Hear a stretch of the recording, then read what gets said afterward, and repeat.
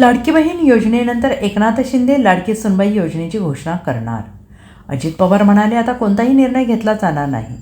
मुख्यमंत्री माझी लाडकी बहीण योजना ही महायुती सरकारची अत्यंत महत्त्वाकांक्षी आणि लोकप्रिय ठरलेली योजना आहे. या योजनेअंतर्गत 21 ते 65 वयोगटातील पात्र लाभार्थी महिलांना दरमहा 1500 रुपये दिले जातात आणि या योजनेमुळे 2024च्या विधानसभा निवडणुकीत महायुतीला मोठा विजय मिळाल्याचं बोललं जात आहे. आता आगामी महापालिका निवडणुकीच्या पार्श्वभूमीवर राज्य सरकार लाडकी सुनबाई योजना सुरू करण्याच्या विचारात असल्याची माहिती समोर येते.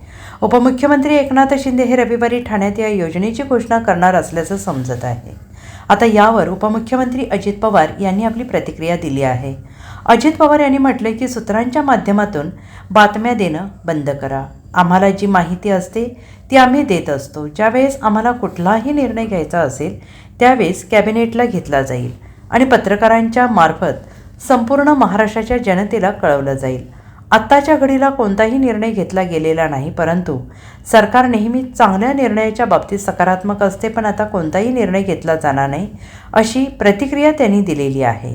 दादा, मुख्यमंत्री लाडकी बहीण योजनेनंतर आता लाडकी सुनबाई योजना सुरू करण्याचा राज्य सरकार विचार करत आहे आणि एकनाथ शिंदे ते रविवारी तशी घोषणा करण्याची शक्यता आहे.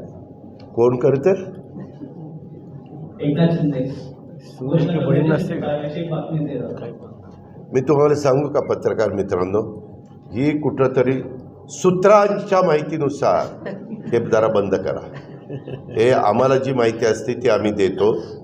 ज्यावेळेस आम्हाला कुठला निर्णय घ्यायचा आहे तो कॅबिनेटला घेतला जाईल, त्याच्याबद्दल कॅबिनेट नोट काढली जाईल आणि आपल्यामार्फत संपूर्ण महाराष्ट्रातल्या जनतेला ती कळवली जाईल.